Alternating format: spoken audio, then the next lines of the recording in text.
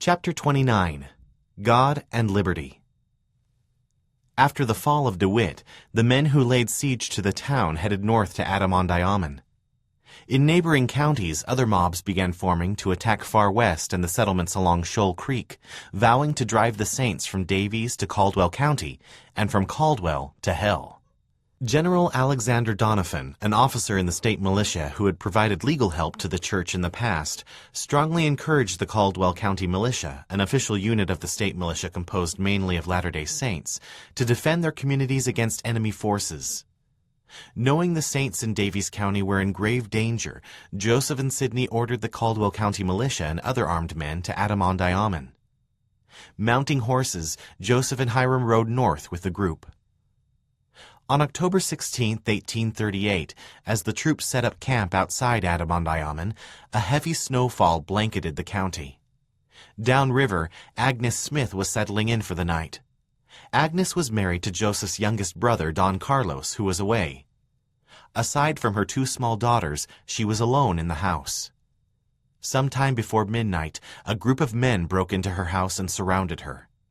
Terrified, Agnes gathered up her daughters as the mob drove them out into the snow at gunpoint. Without coats or blankets to keep them warm, Agnes and the girls huddled together as the men set fire to the house. The blaze spread quickly, throwing heavy black smoke into the night sky. Everything Agnes owned was soon engulfed in flames. Agnes knew she had to flee. The safest place to go was Adam-ondi-Ahman, only 3 miles away, but it was dark, the snow was ankle-deep, and her girls were not old enough to walk far on their own. The journey would take hours, but what choice did she have? She could not stay at home. Holding a daughter on each hip, Agnes trudged west as the mob drove more Saints into the snow and set fire to their houses. Her feet became wet and numb with cold, and her arms and back ached from carrying her children. Soon she came to an icy stream stretching for miles in both directions. The water was deep, but not too deep to wade across. Getting wet was dangerous in weather this cold, but help was only a few miles away. Fording it was her only option if she wanted to get her daughters to safety. Lifting the girls higher, Agnes waded into the creek until the current closed in around her and she was waist-deep in the water. Sometime in the early morning of October 17th, Agnes and her daughters staggered into Adam-ondi-Ahman, desperately cold and weary. Other victims of the attack arrived in similar distress. Many of them were women and children wearing little more than their nightclothes. They said the mob had chased them off their land, torched their homes, and scattered their cattle, horses, and sheep. The sight of the refugees horrified Joseph.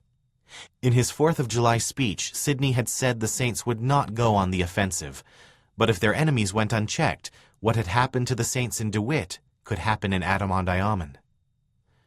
Hoping to weaken the mobs and bring a rapid end to the conflict, the Saints decided to march on nearby settlements that supported and equipped their enemies.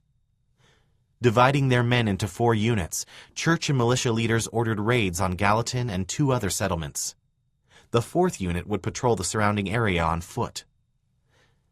The next morning, October 18th, was shrouded in fog. David Patton rode out of Adam-ondi-Ahman with 100 armed men, bound for Gallatin. When they arrived in town, the men found it empty, except for some stragglers who fled as the men approached. Once the streets were clear, the men broke into the general store and filled their arms with goods and supplies the refugee Saints needed in Adam-ondi-Ahman. Several men emerged from the store with heavy crates and barrels, which they hefted onto wagons they had brought with them. When the shelves were empty, the men went into other shops and dwellings, taking quilts, bedding, coats, and clothing. The raid lasted several hours. Once they packed away all they could carry, the men torched the store and other buildings and rode out of town. From the top of the hill overlooking Adam-ondi-Ahman, Saints could see a distant ribbon of smoke curling into the sky over Gallatin. Thomas Marsh, who had come to the settlement with the militia, dreaded such signs of conflict, certain the raids would turn the state government against the church and cause innocent people to suffer. Thomas believed Joseph and Sidney had exaggerated the threat of mob attacks in their fiery speeches and sermons. Even when the battered refugees had poured into the settlement, he had refused to believe that the attacks on their homes were anything but isolated incidents. Thomas rarely agreed with Joseph anymore. The previous year, when he had gone to Kirtland to prepare the apostles for the mission to England, Thomas had been disappointed to learn that the mission had started without him. The Lord counseled him to be humble and not rebel against the prophet. Yet he had continued to question the success of the British mission, and he doubted it would thrive without his leadership. Later, after moving to Missouri, his wife Elizabeth had argued with another woman over an agreement they had made to exchange milk for cheese-making. After the bishop and high council heard the case and ruled against Elizabeth, Thomas had appealed the case to Joseph and the First Presidency. They, too, had decided against her. The incident had bruised Thomas's pride, and he struggled to hide his resentment. He grew angry, and he wanted everyone else to be angry.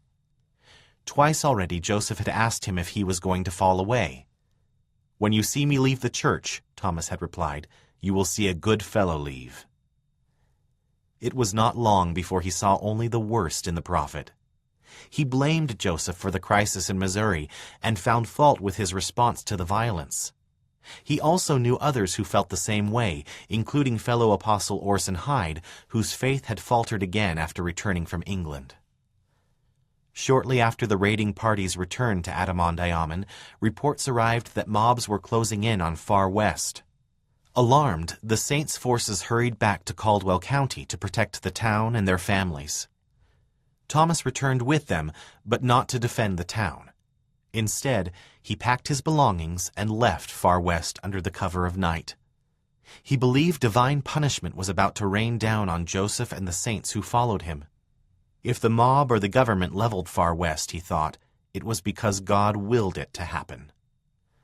Traveling south, Thomas wanted to get far away from Missouri, but before he left the state, he had a document to write. As raiding and fighting raged across northern Missouri, Charles Hales was lost. After leaving DeWitt, he had roamed the prairie, unsure if the road he was on led to Far West. Weeks had passed since he had last seen his family. He had no way of knowing if they had made it to Far West, nor if they were safe from mobs. The best he could do was keep moving, avoid any direct confrontations, and hope he found someone who could point him in the right direction. One evening, he saw a man harvesting corn in a cultivated field. It looked like the man was alone and unarmed. If he was unsympathetic or hostile to the saints, the worst he could do was chase Charles off his property. But if he turned out to be friendly, he might offer a place to sleep and something to eat.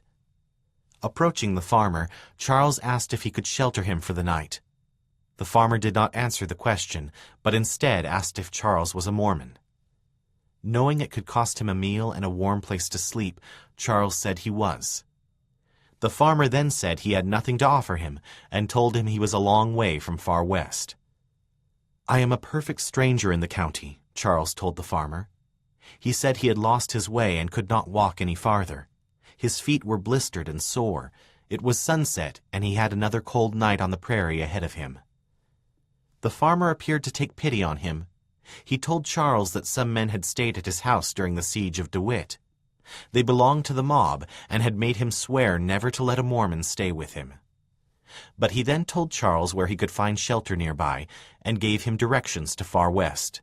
It was not much, but it was all he could offer. Charles thanked the man and set off again in the fading light. On the night of October 24th, Drusilla Hendricks peered fearfully out the window of her home in Caldwell County. In nearby Far West, the Saints were on the alert. Their raids in Daviess County had caused many of their allies in the Missouri militia to turn against them and blame them for the whole conflict. Now, a few miles to the south of Drusilla's house, a mob had started setting wildfires, turning the prairie black with smoke. With uncertainty in the air, Drusilla and her husband James prepared to abandon their house and flee to Far West. Knowing food might be scarce in the coming weeks, they picked and shredded cabbage from their garden and layered it with salt to make sauerkraut. They worked well into the night. Around 10 o'clock, Drusilla and James went into the yard to find a stone to weigh down the cabbages and keep them submerged in the brine. Walking behind James, Drusilla could see his tall form clearly in the dim moonlight. She was struck by how tall he was, and startled when the thought came to her that she might never see him stand so tall again. Later, after the work was finished and Drusilla and James had gone to bed, their neighbor Charles Rich knocked at the door. The mob had attacked settlements to the south, he reported. Families of saints had been driven from their homes, and 2 or 3 men had been beaten and taken prisoner. He and David Patten were now organizing a rescue party to take them back. Drusilla arose and lit a fire while James fetched his horse. She then grabbed James's pistols and placed them in the pockets of his coat. When he returned, she picked up his sword and carefully fastened it to his waist. Donning his overcoat, James said goodbye and climbed on his horse. Drusilla then handed another gun up to him. "Don't get shot in the back," she said. Almost as soon as Charles Hales stumbled into Far West, he was asked to join the rescue party. Although he was exhausted and footsore, Charles borrowed a horse and gun and set off with 40 other men. They rode south, gathering men from outlying settlements until their force numbered around 75. The prisoners were being held in a camp along the Crooked River, 12 miles from Far West. Among the men riding with Charles was Parley Pratt, the apostle who had baptized him in Canada. The night was dark and solemn. The only noises they heard were the rumble of hooves and the clanking of weapons in their scabbards and holsters. In the distance they could see the glow of prairie fires. Now and then a meteor flashed overhead. The men arrived at the Crooked River before dawn. As they neared the enemy camp, they dismounted and formed into companies.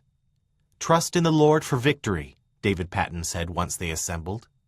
He ordered them to follow him to the ford on the river.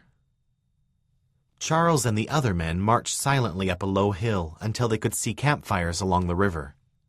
Cresting the hill, they heard the sharp voice of a sentry. "Who comes there?" "Friends," said David. "Are you armed?" asked the sentry. "We are." "Then lay down your arms." "Come and get them." "Lay them down." In the confusion that followed, the sentry fired at the saints, and a young man standing near Charles doubled over as the bullet struck his torso. The sentry retreated instantly, scrambling down the hill. "Fight for liberty," David shouted. "Charge, boys!" Charles and the men raced down the hill and formed lines along a road and behind a row of trees and hazel brush. Below them, men in the camp were rushing from their tents and taking cover along the riverbank. Before the rescue party could fire a volley at the camp, they heard the enemy captain cry out, "Boys, let them have it!" Enemy fire whistled harmlessly over Charles' head, but James Hendricks, who had taken a position along the road, took a bullet to the neck and slumped to the ground. "Fire!" David Patten cried, and the morning erupted with gunshots. As men from both sides reloaded their weapons, an eerie quiet rested on the battlefield. Charles Rich cried out, "God and liberty!" and the saints echoed him again and again until David Patten ordered another charge. The saints stormed down the hill as the Missourians fired another round before retreating across the river. As he charged, David caught sight of a stray man and chased after him. The man spun around and, glimpsing David's white coat, fired point blank at the apostle. The ball tore through his abdomen, and he fell. With the Missourians scattered, the skirmish was over. A member of the camp and one of the saints lay dead on the field. David Patten and one other saint were dying. James Hendricks was still conscious, but he could not feel anything below his neck. Charles Hales and most of the men in the party were unhurt or had only minor injuries. They searched the enemy camp and found the captured saints. They then carried James and David up the hill to a wagon with the rest of the wounded. By sunrise, the saints were back on their horses, riding north to Far West. Exaggerated reports of the skirmish at the Crooked River arrived at the desk of Missouri Governor Lilburn Boggs soon after the fighting ended. Some reports claimed the saints had massacred 50 Missourians in the fight. Others said the death toll was closer to 60. With so many rumors spreading about the battle, Boggs had no way of knowing what had actually happened. In times of frontier conflict, hastily organized militias often looked and acted like lawless vigilantes. That morning, the Saints had attacked not a mob as they had supposed, but a company of Missouri State militia, and that was considered insurrection against the state. A longtime resident of Independence, Boggs had supported the Saints' expulsion from Jackson County and had no desire to protect their rights. Yet he had stayed neutral in the fight so far, even when both sides begged for his help. As reports of Mormon aggression spread, citizens across the state wrote him, urging action against the Saints. Among the letters and statements that crossed the governor's desk was an affidavit from a church apostle, Thomas Marsh, claiming that Joseph intended to overrun the state, the nation, and ultimately the world. It is believed by every true Mormon that Smith's prophecies are superior to the law of the land, Thomas warned. Attached to the affidavit was a statement from Orson Hyde attesting to its truth. The documents gave Boggs everything he needed to make a case against the Saints. Soon after the confrontation at the Crooked River, he ordered several divisions of Missouri militiamen to quell the Mormon forces and bring the Saints into submission. He also issued an executive order to the general in charge of the 1st Division of Missouri troops. Information of the most appalling character, the governor wrote on October 27, 1838, places the Mormons in the attitude of an open and armed defiance of the laws and of having made war upon the people of this state. Your orders are therefore to hasten your operations with all possible speed. The Mormons must be treated as enemies and must be exterminated or driven from the state.